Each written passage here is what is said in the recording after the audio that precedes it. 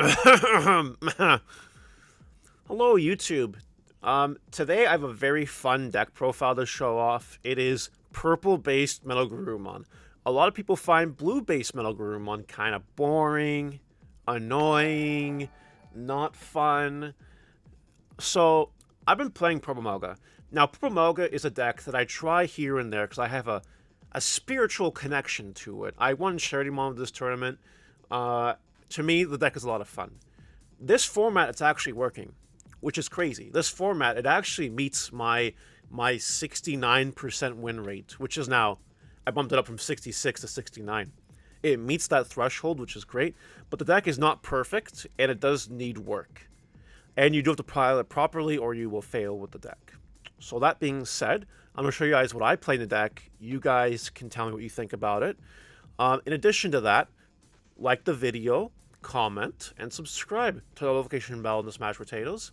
That way you know when all these basic Digimon videos go live. And finally, if this video gets 150 likes, I will upload the second not-so-mirror match, which is this Metalgarurumon deck against the regular old blue Melga deck. That is the second episode in the mirror match, not-so-mirror match. So if you guys want to watch that, like the video. 150 likes. That's what I want. So we'll start with the eggs, and the eggs is simple. It's just 4 of those, 4 Demi Mirrors. Unleash and draw 1, discard 1. There's really no other egg I want to play, because your eggs are getting Digibursted anyway if you're doing things correctly, and if you're not doing things correctly, then you need to dig. If you need to dig, you want Demi Mirrors your egg. So 4 copies of it, nothing else, don't want anything else. I'm fine with that. Rookies. On the spirit of digging, 4 Goblimons. Now, as we get to further in the deck profile, I'm going to play some things that surprise you. But 4 Goblimon, I think, is still needed, because you will evolve a champion on Goblimon, and sometimes you'll be missing pieces, so you will swing, and you'll try to draw cards. The whole thing behind it is the deck in itself is a little more inconsistent, because it plays a lot of options. And that's kind of like a Bealistar deck. But we also, it's not like Bealistar in the fact that you can crash a scatter mode into security and see what happens. You actually need to build stacks. Because of that, if you can't build a stack, you need to evolve in a Goblimon and smack into security. You either get chip damage that way, or it dies and you deck thin. And that's very important. So we do play 4 copies of Goblimon. We are also playing 4 copies of Gazimon. Fair note, if like cross decks were still in the meta, it would be 3 Gazi and 1 Psychmon, but they no longer are. So it is just 4 Gazimon right now. For the memory denial, very, very good against the opponents. Love to see it. We play 2 copies of Dracmon. On play, return a purple option card with a memory cost of 1 or 7 to your hand. That is most of our option cards. This will usually resolve, and that's cool. We play 1 copy of Elecmon. Electromon lets you out annoying little floodgate rookies that could be causing you issues, like memory blockers maybe, or other random things, Pomumon, Pillowmon, you know. Electromon just is there to help get rid of those. They're not as common anymore, I don't think. It seems that way anyway. So the 1 copy of Electromon is fine. And for the random card in the deck, this is the 50th card in the deck. This could be anything you want it to be. But I am trying out, for fun, just for fun, because I know the comments are going to roll me for this card. 1 copy of Ghostmon. Some of you might be wondering, what the hell is that card? I've never seen that before. Well, it came out in BT4, and okay, hurt. Stop. All right, good, good. All right, Ghostmon. When it's Digibursting, oh my goodness, when it's Digibursting, when it gets Digibursted, it adds to your hand. That's what the card does. It's there to give you constant access to rookies. Because sometimes you don't have rookies. You don't. So Ghostmon is just kind of there. Now this could be anything else. It could be Psychomon. It could be another one of those. It could be literally anything. But I've tried the Ghostmon. It's come up like twice. So it's fine for now. But if you want to change something else, go ahead. This is more of a gimmick than anything, I think. That's it for the rookies. 12 of them. We'll move on to champions now. Champions. The best champion in your deck is Promote. We play 3 copies of it. It has Rush. Also, we actually resolve the on-play effect, because we play 2 copies of Kinkakumon and we play 1 copy of Kinkakumon. So when you play this card, if you can stack both these cards, you get to draw one and gain memory, which is really cool. So like it almost gives you memory back for your investment, which is nice. And then speaking of memory back, this card inheritable, when you attack, discard a card to gain memory. This card also, when you trash card, you gain a memory. This card lets you trash card to pop level 3. You trash a card no matter what you would do, and you still get the memory no matter what. But you do get some synergy here, which is really cool. It is the best champion in your deck to promote because you will be playing things like Nailbone to bring it back, and you need to be able to swing with it, like in Beelstar. This deck is like Beelstar, but just a little bit worse, in my opinion. So there we go for those. We play 3 copies of the Digimon blocker, just the 1 cost, because I want the cheap Evo, and that's the only reason why it's there. And 1 copy of Purple Lobo for game, because it is Purple Lobo for game. No, we're not playing Scatter Mode, and the reason why is because the time you take to swing Scatter Mode into security, we play less decisive options than things like Beelstar. We don't have the time to swing a Scatter Mode into security and for it to have jamming and all this shit. You know what I mean? We don't have time for that. If you can just build your stack and run with it. If you can't build your stack, then you have to swing, unfortunately. And that's where your Gabumon Demirara will hopefully be enough to pull you through. Usually it is. Scatter Mode, I think, is unnecessary in that deck. Might be a hot take, maybe, but I'm fine with it. It's okay. That's it for the champions.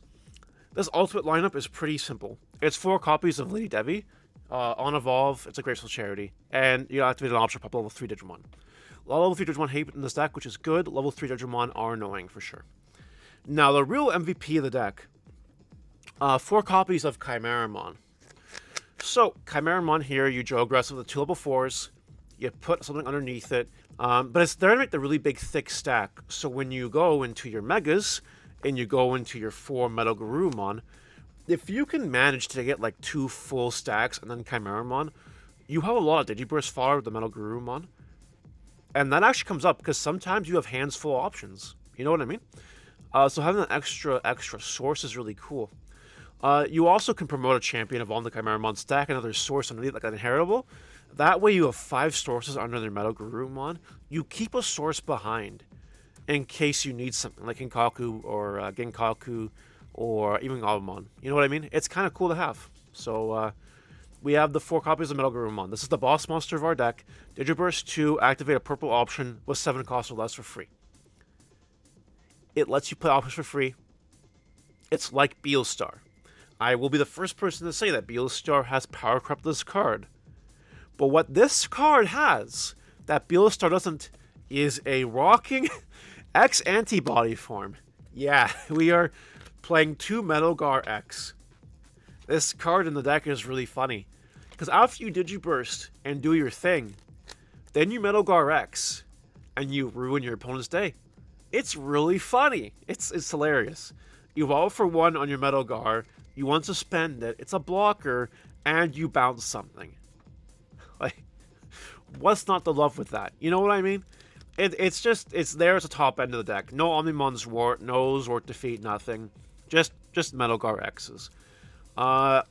This has actually helped me, unironically, more than you think it would. Just by evolving on top of this, it secures extra pressure that allows you to win the game. It sucks that we've gone to this, but this deck needs this. It just kind of does. If you don't have it, it's fine, but when you do have it, it feels really good. That is it for the Digimon. For the Tamers, we play 2 copies of Purple Matte, Memory Tamer, add a card to your hand. Very important, you need this Tamer for toolboxing. You need to be able to add something back to your hand, one of your pieces. Very important. That's it for Tamers. And then options, we play 4 copies of Memory Boost. This is to help consistency. It's also to help give us memory in case we don't have a Tamer. That way we can go into our Purple Metalgar and still have a turn. So we need 4 copies per Memory Boost. You can activate it with the Metalgarurumon for free if you want to. Don't forget that as well.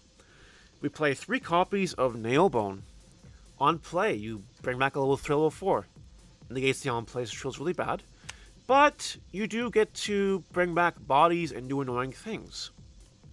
Sounds really cool to me. And it's security, bring back a level 3 or 4, whatever you want. Then we play 3 copies of Fly Bullet. It is just probably the best purple removal option right now. Remove level 6 or lower Digimon. Drop the card. But it will allow you to just deal with things that are annoying. It's that simple. Metalgarurumon, Bloomlord, Hydramon, whatever. It's just dead. It's just dead. We play one copy of Deathclaw. Just another way to out annoying Floodgate rookies and stuff, or champions, whatever. Good to have. And the 50th card... And the 50th card is a copy of Calling, because it is at 1. So, it's the best option in your deck, to be honest. It lets you recycle a lot of sources. That's a really good card. That's it. That is it. This deck is not perfect. It is not tier 1 by any stretch of the imagination. But it is really fun. It is really cool. And it has decent matchups in the Melgar, blue, and green Bloomlord. So, it's okay. It's okay. It's an okay deck. If you want to just enjoy the rest of EX3 format and want a fun deck, give it a try. Again, 150 likes, and I show you guys a mirror match, not so mirror match.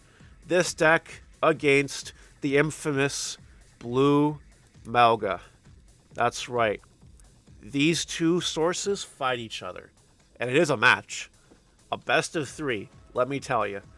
Anyway, that's it for the video, guys. Have a great day. See you later.